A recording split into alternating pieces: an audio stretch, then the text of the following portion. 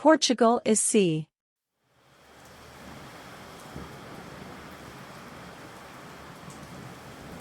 All maritime life. Everything in maritime life. All this fine seduction creeps into my blood. And I think about trips indefinitely. Ah, the lines of distant coasts, flattened by the horizon. Ah, the capes, the islands, the sandy beaches. All seas, all straits, all bays, all gulfs. I wanted to hold them to my chest, feel good and die.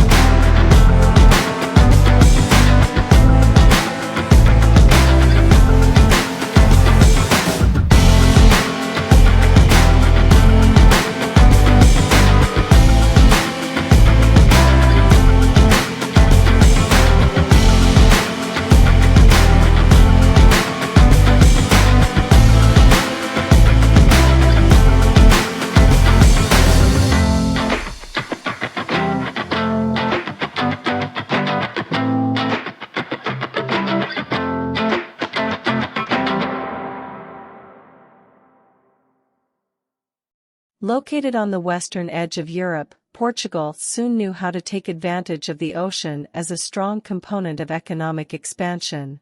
In the 15th century, a new dynasty opened to new challenges combined with the improvement of shipbuilding and the mastery of astronomical navigation led us to the conquest of new lands, the discovery of new riches, new and fruitful commercial relations with other countries. With maritime expansion, the Portuguese showed the world that the unknown was not a threat, but an endless number of opportunities. As Fernando Pessoa would say, the endless sea is Portuguese. And the same sea that brought us to the spotlight in the past, today constitutes a window of opportunity for research, innovation and investment. As Manuel Lobo Antunes states, the importance that the sea can represent for Portugal comes not only from the size of its maritime spaces, which includes the continental shelf, but also from its quality, particularly with regard to the vast marine biodiversity and geological resources, minerals and genetics existing in it. Superscript 1. Portugal is sea. The new map designed by the mission structure for the extension of the continental shelf reveals this. Portugal in terms of land extension represents around 92,000 square kilometers. However, if we consider its maritime dimension, in light of the law of the sea, we will have a country with around 4 million square kilometers, since this is 40 times greater than the size terrestrial. On this issue, IMEC submitted, in 2009, a proposal to the United Nations for the extension of Portugal's continental shelf, on which a decision is awaited.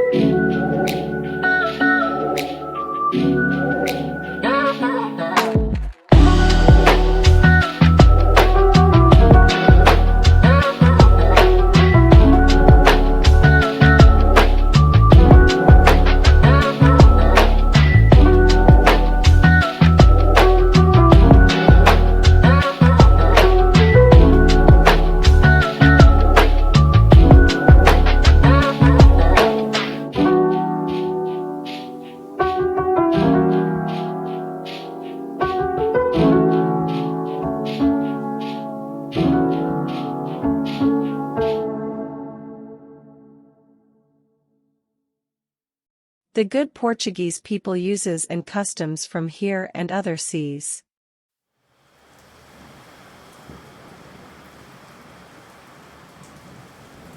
This strong statement about the Lusitanian character, coming from the man who became known as the greatest Portuguese anthropologist, raises some questions surrounding the discipline itself in Portugal. In a certain way, in more than one period, Portuguese anthropologists and ethnographers were called upon to speak out about the Portuguese people or the characteristics of the nation, in a process that we could easily associate with the construction of national mythologies, for which other universes contributed. Disciplinary and cultural areas, such as history, sociology, literature, architecture, or music. With regard to anthropology, the interest in discussing the Portuguese case arises from two fundamental points that are absolutely intertwined. A large part of the 20th century was lived in Portugal under an authoritarian regime, and the Portuguese colonial empire will, to a large extent, condition the limited debate on the national question, either as a function of the existing institutional framework, created to meet overseas demands, or as a consequence of the terms from which the nation and the empire could be debated. And it is about an anthropology that sometimes discusses the empire, sometimes the nation, that this article focuses on. Based on the production of two Portuguese anthropologists inserted in specific historical and institutional contexts, Mendes Correa and Jorge Dias, I will seek to advance my central hypothesis. In the genetic period of the discipline in Portugal, and until April 25, 1974, it is not possible rigidly separating an anthropology that had the nation as its object from that which had the empire as its preferential object. This concern had its origin in the observation of recent trends in anthropology in Portugal that revisit its tradition, taking into account only that production focused on the peninsular territory and the adjacent islands, Madeira and Azores. A poor and marginal empire would not have produced, with a few exceptions, a quality anthropology or knowledge about cultural diversity that would be worth recovering today, contrary to the debates surrounding European Portugal. If this tendency has proven productive in promoting the detailed analysis of an already long Portuguese ethnographic tradition highlighting the works of João Leal, 2000, it seems to me that it does not take into account a central element, the peculiarities themselves of Portugal as a European nation that, to maintain itself as such, had to defend an imperial structure that became progressively confused with the nation itself. Among the elements that particularize the production of knowledge in Portugal throughout the 20th century, we can see the country's peripheral situation in the European context, the long period in which it lived under an authoritarian regime and, above all, a deterritorialized perception of damnation, which finds an echo in several institutions and in different cultural universes, such as literature, the arts and university disciplines themselves. Deterritorialized nation is understood as the idea of the existence of a community of meaning that would encompass not only European Portugal and the adjacent archipelagos, Madeira and Azores, but also the colonial territories in Africa, Cape Verde, Portuguese Guinea-Bissau, São Tomé and Príncipe, Angola and Mozambique, enclaves such as those of São João Batista da Ajuda and Cabinda, also on the African continent, the state of Portuguese India, Goa, Daman, Gio, Dadra and Nagaravali, the city of Macau, the eastern part of the island of Timor, and the Portuguese migrant communities spread across the world. Throughout the entire authoritarian period, 1926 to 1974, an attempt was made to incorporate symbolically and, sometimes, institutionally, the territories controlled by Portugal, sometimes under the name of colonies, sometimes under the name of overseas provinces. Within the limits imposed by a dictatorship, we can observe a reasonable effort that cuts across different fields and seeks to debate an imperial reality that seeks to translate the nation. A true Portuguese eschatology that sought to unite past, present and future in the same timeline that would do nothing more than repeat, in space, the particularities of the nation.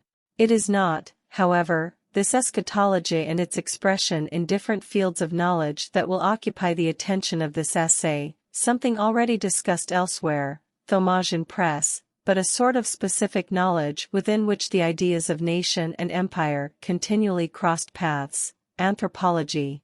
I defend the idea that it is not possible to understand scientific anthropology or national ethnographic traditions without an analysis of colonial knowledge, those constituted with reference to colonial territories, whether applied or not.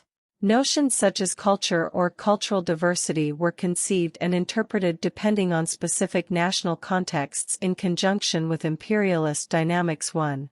Anthropology in Portugal constitutes an interesting field of reflection too. Considered a marginal disciplinary tradition when we take into account the major European centers, it certainly cannot be compared to its counterparts in France and Great Britain.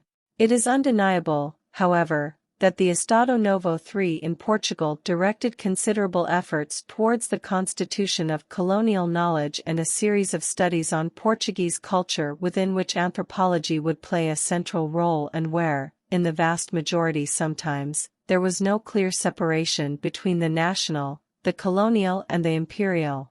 Let us take as a reference meetings and congresses in which they took part, in addition to individuals who called themselves anthropologists, in their most varied versions, or ethnographers. 4, historians, geographers, doctors, colonial administrators, jurists, missionaries, etc. At the 1934 Colonial Anthropology Congress and the 1940 Colonial Congress, participants systematically emphasized the national aspect of the groups and territories they proposed to analyze and that made up the human element of the colonial empire. Its national character was often interpreted as a potentiality. From this perspective, I believe that a rigid classification of anthropology in Portugal as being a nation-building anthropology, and not an empire-building anthropology, as proposed by João Leal, using George Stocking's terms, does not accurately translate the nature of the debate. Discuss the nation was also to discuss the empire. Cf. Leal 1999a, 213. 2000. Those meetings that had as their object of debate the colonies, their people and their lands mobilized part of the Portuguese intelligentsia in the first decades of Salazarism. Part of these events accompanied the major exhibitions held in Portugal, such as the Portuguese Colonial Anthropology Congress, held on the occasion of the Porto Colonial Exhibition in 1934, and the Colonial Congress, organized as part of the 1940 festivities. Possible thanks to the efforts of the state, sectors of society, central characters in the Portuguese political and cultural scene. 6 and, evidently, a certain institutional framework aimed at the production of colonial knowledge and marked by a significant presence of anthropology or, at least, of individuals who define themselves as anthropologists. It is known that in Portugal there is a long tradition of studies focused on folklore or popular culture which would have a profound impact on the anthropology produced in the country throughout the 20th century, Pina Cabral 1991, Leal 2000, and which, I dare say, it will fuel a good part of the discussions about the nature of the Portuguese people and national identity and will even feed a certain state ideology. Given the increasing overlap of the notions of nation and empire, what would be the hegemonic conception of Portuguese people throughout the Estado Novo? To what extent can a political structure, the empire, accommodate cultural groups so differentiated from the homogenized conception, Dora of Nation 7? How did studies on the uses and customs of indigenous populations end up informing political practice and a vision of Portuguese culture? What is the relationship between anthropology and indigeneity, a legal framework built to deal with indigenous populations, and its possible parallel with corporatism? 8. In what way, finally, did colonial knowledge appropriate conceptions initially thought to account for the authenticity of the people of the peninsula and adjacent archipelagos? These questions become central as we observe that one of the great traumas of contemporary history in Portugal concern, precisely, the superimposition of the empire on the nation, an illusion only undone by the violence of war. As Hannah Arendt, 1990, teaches us, the transcontinental and admittedly multicultural empire is incompatible with national institutions, the nationalization of the empire necessarily ends up constituting a crisis in the space of damnation itself. In the Portuguese case, the process was more serious, as it took place in the context of an authoritarian regime that silenced a possible public debate around the empire or the nation. At first, I will seek to retrace the Portuguese institutional framework responsible for the constitution of colonial knowledge. I will not carry out an exhaustive assessment. Its growing centrality in the first decades of the authoritarian regime reveals, however, the interest in outlining a complex panorama of the production of ideas in Portugal. I will then focus on part of the production of Mendes Correa who, despite being forgotten by contemporary times, was considered one of the great Portuguese anthropologists between the 30s and 40s. By way of conclusion, and having as a guiding thread part from the work of Jorge Dias, I will weave some considerations around the idea of good Portuguese people, decisive in the sense of reaffirming the paternalistic and authoritarian character of the regime and defining policies in the colonies and in the metropolis. First, however, I will make a brief foray into the Portuguese political universe, as I am convinced that the particularity attributed to the processes in Portugal is due, above all, to the authoritarian regime installed there for a good part of the 20th century.